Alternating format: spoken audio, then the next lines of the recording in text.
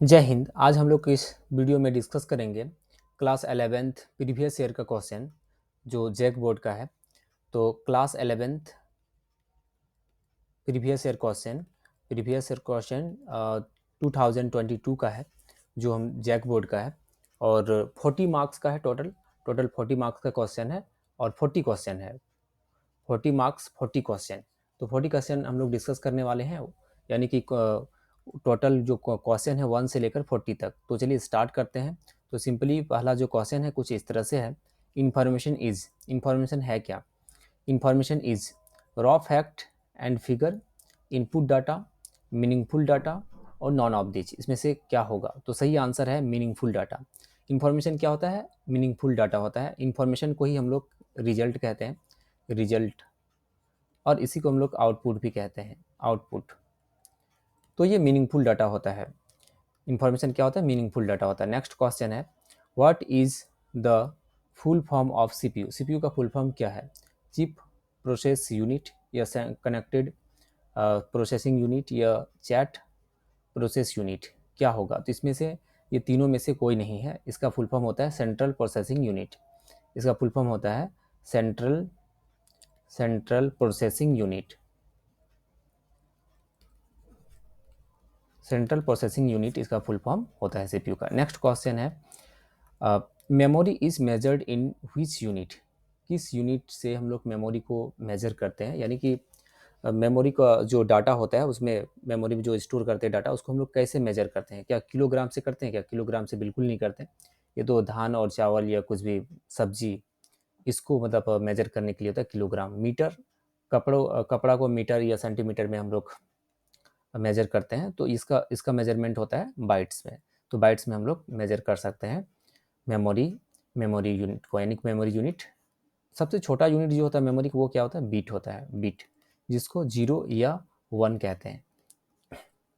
Next question next question है next question है choose odd one from the flowing. यानी कि उसमें से यहाँ पर 4 ऑप्शन दिया हुआ है और चारों में से सबसे अलग जो ऑप्शन है उसको सेलेक्ट करना है। तो सबसे अलग कौन सा होगा? स्पीड। स्पीड जिसका होगा, स्पीड मतलब लगातार चलते रहना। और एक्यूरेसी, यानी कि कोई भी काम को आप बहुत ही डिसिप्लिन के साथ और बहुत ही डिसिप्लिन के साथ आप किए हैं, और जो उसमें पैरामीटर है, जो भी गाइडलाइन है, उसके अकॉर्डिंग किए, तो एक्यूरेसी होगा आपका। वर्सेटिलिटी क्या है? यानी कि इसमें इसमें भी मतलब यानी कि आप कह सकते हैं कि एक डिफरेंट टैलेंट को आप कह सकते हैं वर्सेटिलिटी। तो ये भी ये थोड़ा सिमिलर टाइप का लगता है ये तीनों। ये आई क्यू जीरो का मतलब कि मंद बुद्धि, बिल्कुल आई क्यू इसका 0 है। तो ये सही आंसर होगा इसका। तो क्वेश्चन नंबर 4 का आंसर है 3। Next, BIOS, BIOS is an examples of. BIOS किसका एग्जाम्पल है? इंग्लिश प्रोग्राम है, प्री रिटेन प्रोग्राम है, ये लाइव वेयर है, या नॉन ऑफ दिस? क्या होगा? प्री रिटेन है, यानी पहले से लिखा हुआ एक प्रोग्राम होता है जो कंप्यूटर को स्टार्ट करने और ऑफ करने, यानी कंप्यूटर को शट डाउन करने और स्टार्ट करने में मदद करता है। बायस एक ऐसा प्रोग्राम है जो पहले से इनबिल्ट होता है, पहले से इंस्टॉल किया हुआ रहता है कंप्यूटर में, और किसी भी कंप्यूटर को स्टार्ट करने और उसको बंद करने में मतलब हेल्प करता है। तो नेक्स्ट क्वेश्चन है question number 6। The evolution of computer started with the first computing machine called. यानी कि जो पहला जो कंप्यूटर का जो विकास हुआ था, उसमें जो शुरुआती का जो मशीन था वो क्या था? तो शुरुआती का जो मशीन था स्टार्टिंग में, वो क्या था? एबेकस था। एबेकस एक कैलकुलेटर यानी कंप्यूटिंग मशीन भी उसको कहते हैं। तो ये एबेकस इसका सही आंसर होगा। नेक्स्ट क्वेश्चन है third generation computer use for internal operation. यानी कि अपने टेक्नोलॉजी के रूप में इंटरनल प्रोसेस के लिए, इंटरनल ऑपरेशन के लिए थर्ड जनरेशन का कंप्यूटर कौन सा टेक्नोलॉजी का यूज़ किया गया था? यानी कि थर्ड जनरेशन के कंप्यूटर में कौन सा टेक्नोलॉजी का यूज़ किया गया था? तो third generation computer used for internal operation, तो इसमें थर्ड जनरेशन में यूज़ किया गया था इंटीग्रेटेड सर्किट का। तो ये सही आंसर है इसका। ये फर्स्ट जनरेशन में यूज़ किया गया था वैक्यूम ट्यूब का, और ट्रांजिस्टर का यूज सेकंड जनरेशन में किया गया था। तो कुछ इस तरह से इसका सही आंसर आईसी होगा। इसको शॉर्ट में हम लोग आईसी कहते हैं, इंटीग्रेटेड सर्किट। नेक्स्ट क्वेश्चन है यहाँ पर analog computers take input in the form of, यानी कि एनालॉग कंप्यूटर जो इनपुट लेता है वो मतलब वो कैसे लेता है। डिजिटल कंप्यूटर तो कंप्यूटर इनपुट 0 और 1 के फॉर्म में लेता है, यानी कोई भी डाटा को अगर हम लोग इंटर करते हैं कंप्यूटर में तो 0 और 1 के फॉर्म में ही होता है वो डाटा, यानी कि बाइनरी डिजिट्स में होता है। तो डिजिटल कंप्यूटर अगर यहाँ पर होता है तो सही आंसर 1 हो जाता है, तो डिजिट्स 0 या 1 के फॉर्म में। तो एनालॉग कंप्यूटर में क्या होगा, ये होगा वोल्ट्स, एम्पियर, सेल्सियस और बहुत सारा चीज़ हो सकता है। इसमें क्या होता है कि कोई भी डाटा को हम लोग परमानेंटली सेव करके नहीं रख सकते हैं इसमें, है ना। यानी कि सेल्सियस, एम्पियर, वोल्ट, वोल्ट क्या होता है कि ऊपर नीचे होते रहता है, कम या ज़्यादा होते रहता है। तो इस तरह से मतलब हम लोग इसको कह सकते हैं एनालॉग कंप्यूटर। एनालॉग कंप्यूटर यानी take input as the form of volt, ampere और सेल्सियस के रूप में अगर कहीं पर इनपुट कर रहे हैं तो वो उसको एनालॉग कंप्यूटर में इनपुट माना जाएगा। तो नेक्स्ट क्वेश्चन है PDP-11 VAX 7500 मैग्नम। तो ये क्या है, ये कंप्यूटर का नाम है और ये कंप्यूटर, इस तरह के कंप्यूटर को हम लोग कहते हैं, इस तरह के कंप्यूटर को हम लोग कहते हैं main frame computer. Main frame computer क्या होता है, जिसमें कि लार्ज अमाउंट ऑफ डाटा को हम लोग स्टोर करके रख सकते हैं, खास करके इसमें डाटाबेस को स्टोर करके, यानी कि एक लार्ज अमाउंट ऑफ डाटा को टेबुलर फॉर्म में अगर हम लोग स्टोर करके रखना चाहते हैं तो मेन फ्रेम कंप्यूटर में रखते हैं। तो कुछ इस तरह से होता है मेन फ्रेम, यानी मेन फ्रेम कंप्यूटर का नाम है ये simply. Which of following is not a system software, इसमें से कौन सिस्टम सॉफ्टवेयर नहीं है। तो ऑपरेटिंग सिस्टम, ये तो सिस्टम सॉफ्टवेयर है, पूरे सिस्टम को ऑपरेट करने का काम करता है operating system. Windows, Android, Linux, Unix, ये क्या है, operating system. Language processor, language processor किसको कहते हैं, असेंबलर, इंटरप्रेटर और कंपाइलर, ये तीन क्या है, लैंग्वेज प्रोसेसर है, लैंग्वेज को ट्रांसलेट करने का काम करता है। तो ये भी क्या है, सिस्टम सॉफ्टवेयर है, ये भी सिस्टम सॉफ्टवेयर है, ये भी सिस्टम सॉफ्टवेयर है, यानी कि 1 और 2 क्या हो गया, सिस्टम सॉफ्टवेयर हो गया। यहाँ पर क्वेश्चन क्या है, क्वेश्चन है विच of the following is not a system software, कौन सिस्टम सॉफ्टवेयर नहीं है, इनमें से कौन सिस्टम सॉफ्टवेयर नहीं है। तो वर्ड प्रोसेसिंग ये सिस्टम सॉफ्टवेयर नहीं है, तो ये सही आंसर क्या होगा, वर्ड प्रोसेसिंग। वर्ड प्रोसेसिंग का मतलब क्या होता है, M S Word. M S Word क्या है, वर्ड प्रोसेसर है, यानी कि वर्ड प्रोसेसिंग वाला काम होता है इसमें। तो एम एस वर्ड की तरह गूगल डॉक्स भी हो सकता है, लिब्रा ऑफिस राइटर भी हो सकता है, और अलग अलग तरह का डिफरेंट डिफरेंट टाइप का एप्लीकेशन होता है जो वर्ड प्रोसेसिंग का काम उसमें होता है। तो वर्ड प्रोसेसर का मतलब समझ गए, एक तरह का एप्लीकेशन सॉफ्टवेयर है ये। नेक्स्ट क्वेश्चन, नेक्स्ट क्वेश्चन है विंडोज विस्टा। विंडोज विस्टा क्या है, ये एक ऑपरेटिंग सिस्टम है, इज अ कैसा ऑपरेटिंग सिस्टम है, सिंगल यूजर ऑपरेटिंग सिस्टम है, मल्टी यूजर ऑपरेटिंग सिस्टम, या सिंगल यूजर मल्टीटास्किंग, क्या है विस्टा। देखिए पहले जो हुआ करता था विंडोज विस्टा हुआ करता था, इसके बाद विंडोज 7, विंडोज मतलब कुछ कुछ का हम नाम बता देते हैं, जैसे विंडोज विस्टा 7, 8, 8.1, 10, अभी जो चल रहा है वो 11 है। तो लेटेस्ट जो चल रहा है विंडोज़ 11, तो वो क्या है मतलब उसमें मतलब किस टाइप का है वो ऑपरेटिंग सिस्टम है ये विंडोज़ विस्टा। तो विंडोज़ विस्टा है सिंगल यूजर तो है, ठीक है। मल्टी यूजर तो नहीं है। ऑपरेटिंग सिस्टम जो भी विंडोज़ का ऑपरेटिंग सिस्टम अभी तक आया तो उसमें वो मल्टी यूजर वाला ऑपरेटिंग सिस्टम, मतलब विंडोज़ का जो ऑपरेटिंग सिस्टम है ना, जो यहाँ पर नाम लिखा हुआ है। तो इसमें मल्टी यूजर का मतलब क्या है कि एक से ज़्यादा लोग एक ही ऑपरेटिंग सिस्टम में काम कर सकते हैं, तो ऐसा नहीं है उसमें, बिल्कुल ये भी नहीं होगा। तो ये क्या होगा, ये इसका सही आंसर होगा थर्ड, यानी single user multitasking. Single user का मतलब जैसे जैसे कि हम कंप्यूटर यूज़ कर रहे हैं तो कंप्यूटर एक सिंगल पर्सन यहाँ पर बैठे हुए हैं, सिंगल यूजर, यूज करने वाले को यूजर कहते हैं। तो सिंगल आदमी यहाँ पर बैठे हुए हैं और मल्टीटास्किंग कर सकते हैं हम लोग, जैसे कि डाउनलोडिंग भी कर सकते हैं, कोई भी अगर वीडियो डाउनलोड करना चाहते हैं वीडियो डाउनलोडिंग भी कर सकते हैं, कुछ टाइपिंग करना चाहते हैं टाइपिंग भी कर रहे हैं, और म्यूजिक भी सुनना चाहते हैं म्यूजिक भी सुन सकते हैं। तो इस तरह से 3 टास्क एक साथ परफॉर्म कर सकते हैं, तो इसको हम लोग मल्टीटास्किंग कहेंगे। और सिंगल यूजर का मतलब एक ही आदमी काम कर सकते हैं। तो विंडोज़ विस्टा क्या है, single user multitasking operating system है। नेक्स्ट क्वेश्चन है DBMS स्टैंड्स फॉर, यानी कि डीबीएमएस का फुल फॉर्म क्या होता है, तो डाटाबेस मैनेजमेंट सिस्टम, ये इसका सही आंसर है, database management system DBMS. DBMS क्या होता है, जिसमें लार्ज अमाउंट ऑफ डाटा को, मतलब एक डीबीएमएस एक सॉफ्टवेयर है जहाँ पर डाटाबेस को मैनेज किया जाता है, टेबुलर फॉर्म में डाटा स्टोर होकर रहता है, तो सिंपली ये समझेंगे।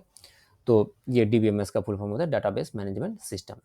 नेक्स्ट क्वेश्चन, नेक्स्ट क्वेश्चन है to develop to develop a good program and which of following guidelines should we follow, यानी कौन सा गाइडलाइन हम लोग को फ्लो करना होगा अगर एक अच्छा प्रोग्राम डेवलप करना चाहते हैं, एक अच्छा प्रोग्राम बनाना चाहते हैं, उसके लिए कौन सा मतलब गाइडलाइन फॉलो करेंगे। Modular approach to programming, meaningful name for identifier. Identifier का मतलब क्या होता है कि एक वेरिएबल का, यानी कि वेरिएबल का यूनिक नेम को हम लोग आइडेंटिफायर कहते हैं। तो वो meaningful name for the identifier का एक मीनिंग, मतलब मीनिंगफुल नेम हो। जैसे हम लोग ए इक्वल टू अगर 10 लिख देते तो यहाँ पर कुछ मीनिंग का पता नहीं चल रहा कि ए क्या है, एक सिंपली एक वेरिएबल है। अगर हम यहाँ पर लिख देते एज इक्वल टू 10 तो ये क्या हो गया, मीनिंगफुल आइडेंटिफायर नेम हो गया। तो इस तरह से use comment and indentation. Comment क्या होता है कि कमेंट दो ही तरह का होता है प्रोग्रामिंग में, मतलब सी प्लस प्लस प्रोग्रामिंग में खास करके अगर हम लोग कहें तो कमेंट दो ही प्रकार का है, एक सिंगल लाइन कमेंट, एक multi multi line comment. Single line comment को इस तरह से हम लोग लिखते हैं, ये बैकस्लैश डबल बैकस्लैश से, और इस तरह से कोई भी एक लाइन आप लिख सकते हैं। अगर आप मल्टीपल लाइन लिखना चाहते हैं तो बैकस्लैश स्टार और फिर ये मल्टी लाइन आप लिखिए, जितना भी लाइन आप लिखना चाहते हैं, और लास्ट में ये स्टार और फिर ये बैकस्लैश। तो इसमें इसका जो सही आंसर होगा ऑल ऑफ दिस होगा, यानी ऑल ऑफ दिस इसका सही आंसर है। एक अच्छा प्रोग्रामिंग डेवलप करने के लिए ये तीनों गाइडलाइन को फॉलो करना होता है। तो नेक्स्ट क्वेश्चन है, नेक्स्ट क्वेश्चन यहाँ पर है, is a program and that accept data value in tabular form, यानी कि एक ऐसा प्रोग्राम का नाम बताइए जो एक्सेप्ट करता है डाटा वैल्यू को टेबुलर फॉर्म में, टेबुलर फॉर्म में डाटा वैल्यू को एक्सेप्ट करता है।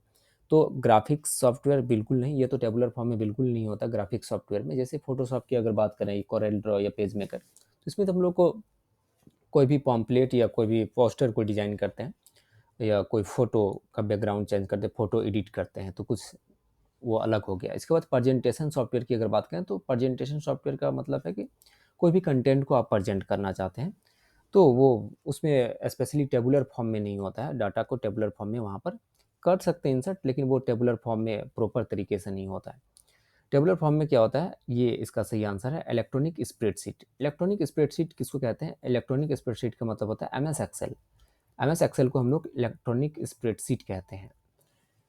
एम एस एक्सेल की तरह होता है, गूगल शीट भी होता है और लिब्रे ऑफिस कैल्क भी होता है, और कई एप्लीकेशन होता है जो टेबुलर फॉर्म में डाटा को स्टोर करता है, जिसमें रो और कॉलम के फॉर्म में डाटा को स्टोर करते हैं हम लोग।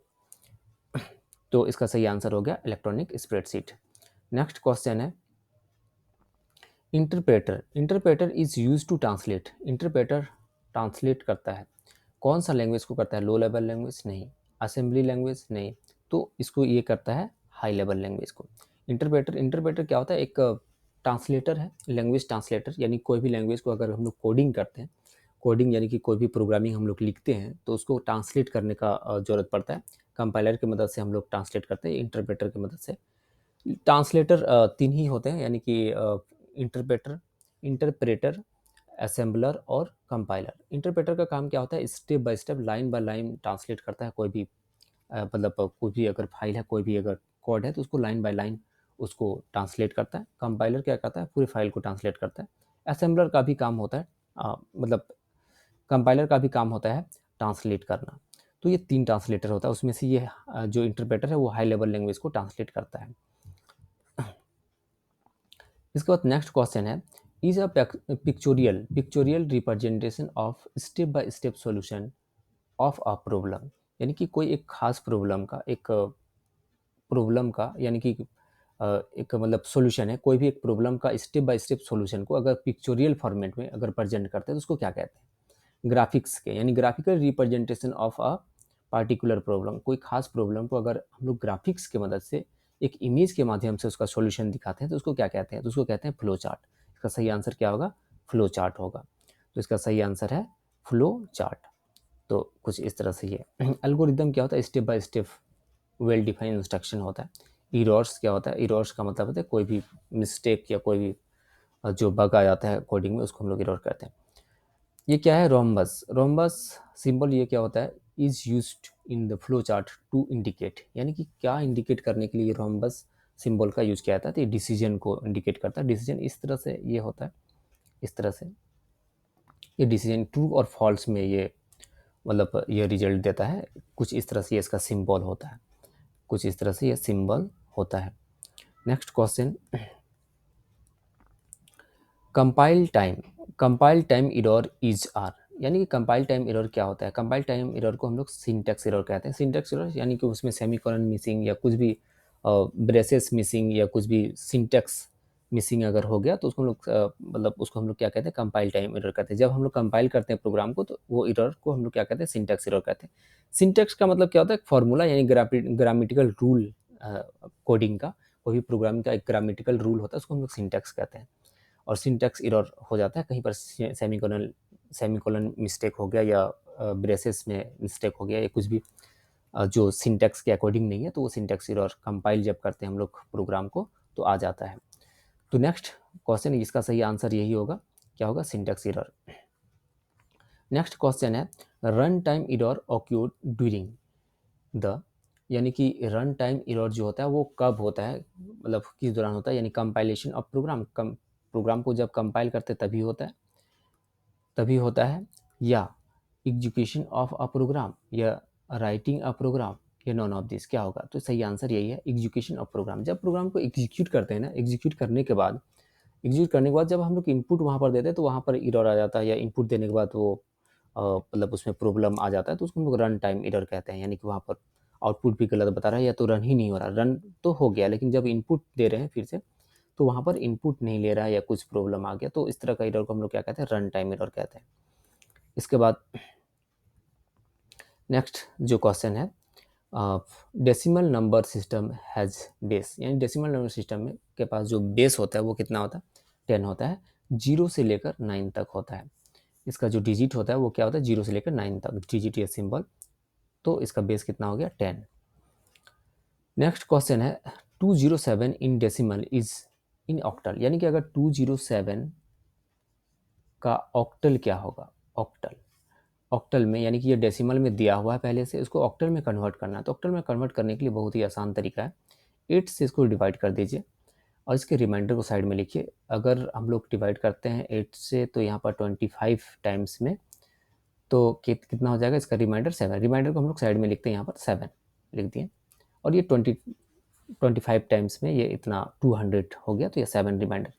इसके बाद यहाँ पर 8, तो 3 टाइम्स में इसको मल्टीप्लाई करेंगे तो कितना हो जाएगा? इसमें आ जाएगा 3 बाद में, तो ये हो जाएगा यहाँ पर रिमाइंडर 1। तो इसका सही आंसर क्या हो जाएगा? इधर से हम लोग लिखते हैं, इधर नीचे से लिखते हैं, तो इसको हम लोग लिख देते हैं 317। तो ये इसका सही आंसर हो गया, और सही आंसर क्या होगा? ये 2 होगा।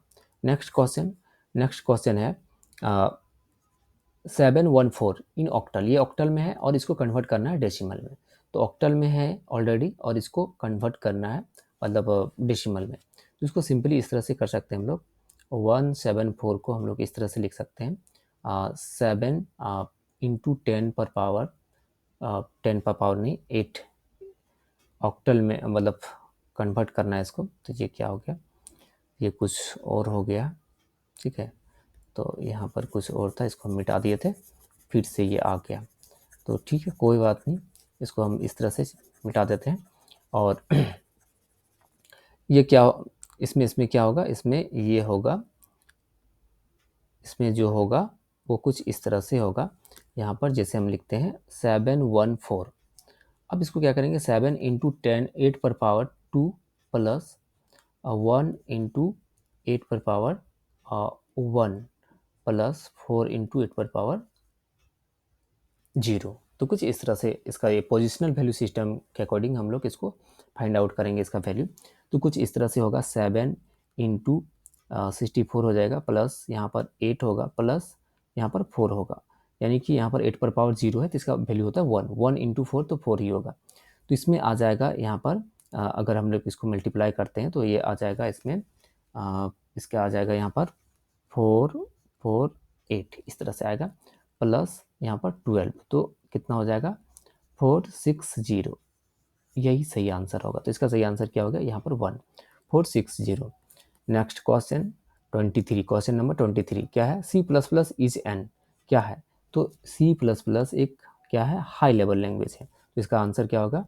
High level language. Next question है every C plus plus program must have, every C plus plus program must have क्या है? Main function. मेन फंक्शन होना चाहिए हर एक सी प्लस प्लस प्रोग्राम में, ठीक है। तो ये सही है, इसका आंसर होगा। Next question who is the developer of C plus plus language, कौन है? तो बेजिरने स्ट्रोस्ट्रॉफ, बेजिरने स्ट्रोस्ट्रॉफ क्या है? सी प्लस प्लस का डेवलपर है। नेक्स्ट क्वेश्चन क्या है? The smallest individual unit in a program is called, यानी कि smallest individual unit in a program is called, तो ये क्या कहलाएगा? ये टोकन है। टोकन इसका सही आंसर होगा। नेक्स्ट क्वेश्चन है मतलब यहाँ पर ए लिखा हुआ है कुछ इस तरह से है, ये सिंगल कोट्स में, इज एन एग्जाम्पल्स ऑफ, तो ये क्या होगा? करेक्टर लिटरल्स होगा। ये करेक्टर लिटरल्स, लिटरल्स का मतलब क्या होता है? कॉन्स्टेंट होता है। नेक्स्ट क्वेश्चन है in C plus plus programming slash t is use for, slash T का यूज हॉरिजेंटल टैब के लिए करते हैं। हॉरिजेंटल टैब क्या होता है कि एक दो वर्ड्स के बीच अगर स्पेस देना हो तो उसके लिए मतलब खास करके इसका यूज करते हैं हॉरिजेंटल टैब। वर्टिकल टैब का यानी कि नीचे न्यू लाइन के लिए तो वो स्लैश एन का यूज करते हैं, तो स्लैश टी का यूज हॉरिजेंटल टैब के लिए करते हैं। नेक्स्ट क्वेश्चन है data item that never change their value during program run are called, यानी कि डाटा आइटम एक डाटा आइटम है जो कभी चेंज नहीं होता उसका वैल्यू, प्रोग्राम जब एग्जीक्यूट होता है, जब प्रोग्राम हम लोग रन करते तब भी, तो उसको हम लोग क्या कहते हैं? तो यहाँ पर data item that never change their value, यहाँ पर वैल्यू की बात कर रहा है, तो वैल्यू का मतलब है कि लिटरल्स होगा, यानी कांस्टेंट होगा। अगर यहाँ पर वर्ड की अगर बात करता तो जो एक रिजर्व वर्ड है, प्री एग्जिस्टिंग वर्ड, तो उसको हम लोग कीवर्ड्स कहते हैं, तो इसमें कंफ्यूज नहीं होना, यहाँ पर कांस्टेंट के रूप में लिटरल्स होगा। नेक्स्ट क्वेश्चन, इसका सही आंसर यही है। नेक्स्ट क्वेश्चन है identify the correct statement, correct statement कौन सा है? Keywords are the user defined names, keywords are reserved word, या keywords may be written in upper case also, none of these, तो क्या होगा? इसका सही आंसर यही होगा, keywords are reserved word, तो इसका आंसर सेकंड होगा 30 का। तो नेक्स्ट क्वेश्चन है a set of logical operator, logical operator कौन सा है? तो ये तो अर्थमेटिक ऑपरेटर है जिसमें कैलकुलेशन का काम होता है, ये तो कंपैरिजन ऑपरेटर है जिसमें कंपेयर करते हैं हम लोग दो वैल्यू या वेरिएबल को। ये क्या है? लॉजिकल ऑपरेटर है जिसमें लॉजिकल ऑपरेटर तीन ही होता है, एंड और नॉट, एंड और नॉट। इसके बाद यहाँ पर क्या है? Increment and decrement operator respectively are, तो कौन सा है? ये प्लस प्लस और माइनस माइनस को क्या कहते हैं? इंक्रीमेंट डिक्रीमेंट ऑपरेटर कहते हैं। नेक्स्ट क्वेश्चन है तो multiple value of input output operator in a single statement is called, multiple value of input output operator in a single statement is called, उसको क्या कहते हैं? इनिशियलाइजेशन, डिक्लेरेशन, या cascading या नॉन ऑफ दिस, इसमें सही आंसर क्या होगा? सही आंसर इसका 3 होगा। तो कुछ इस तरह से है। Next question, what what will be the value of following conditional statement, इसमें सही आंसर क्या होगा? यानी कि what will be the value of the following conditional statement, तो इसमें कंडीशनल स्टेटमेंट ये दिया हुआ है कुछ इस तरह से है कि x equal to x less than equal to 20, x equal to A less than equal to 20, तो यहाँ पर क्या है कि 50, if value of A equal to 50, अगर वैल्यू अगर यहाँ पर क्या है? 50 है लेस देन इक्वल टू 20, तो ये क्या होगा? इसमें मतलब what will be the value of the following conditional statement, ये कंडीशनल स्टेटमेंट एक कंडीशन है, इसमें वैल्यू क्या होगा? इसका 50 होगा, 60 होगा, क्या होगा? तो ये तो ऐसे ही फॉल्स हो जाता है ये कंडीशन, है ना, ये 50 लेस देन इक्वल टू 20 ऐसा तो होगा नहीं, तो इसका नॉन ऑफ दीज इसका आंसर है। तो नेक्स्ट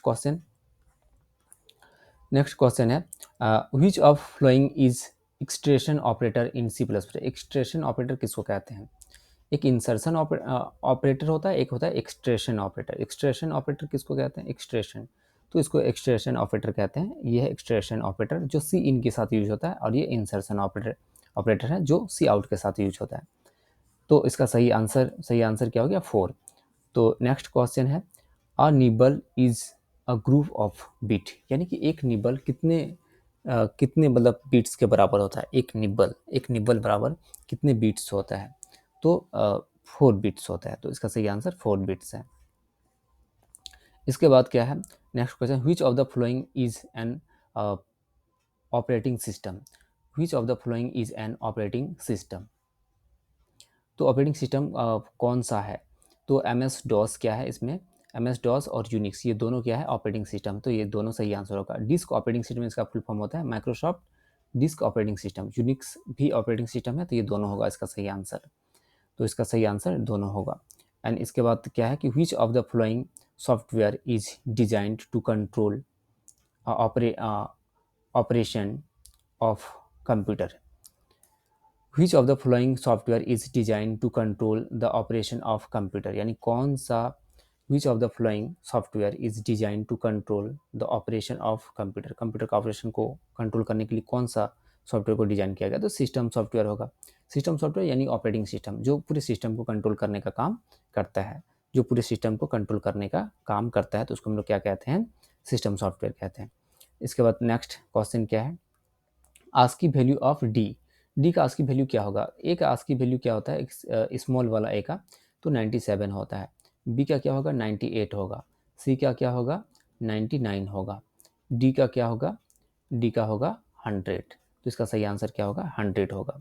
नेक्स्ट क्वेश्चन क्या है, नेक्स्ट क्वेश्चन है in C plus plus C in and C out are predefined stream, तो प्री डिफाइंड स्ट्रीम क्या है, ये प्री डिफाइंड स्ट्रीम तो ऑपरेटर तो है नहीं है, फंक्शन भी नहीं है, तो ये क्या होगा इसका सही आंसर ऑब्जेक्ट होगा, तो इसका सही आंसर क्या है ऑब्जेक्ट है। तो कुछ इस तरह से ये इसका मतलब पूरे 40 मार्क्स का क्वेश्चन इस तरह से पूछा जाता है एग्जाम में, 11th class 11th JAC board में खास करके, तो 1 से लेकर 40 तक। उम्मीद करते हैं कि ये सारा क्वेश्चन आपको समझ में आया होगा, आप चेक कर लेंगे सारे क्वेश्चन का आंसर और कॉन्सेप्ट भी आपको क्लियर हुआ होगा। तो कुछ इस तरह से ये सारा आंसर था। यहाँ पर ये वाला क्वेश्चन को चेक कर लेंगे, ये question number 36, one nibble is a group of, तो शायद 4 बीट्स ही होगा, मेमोरी यूनिट में देख लीजिएगा। तो कुछ इस तरह से है, और जितने भी क्वेश्चन है सभी क्वेश्चन को हम यहाँ पर डिस्कस कर दिए हैं, और आप इसको रिपीट करके वीडियो को देख लेंगे तो सारा क्वेश्चन समझ में आ जाएगा।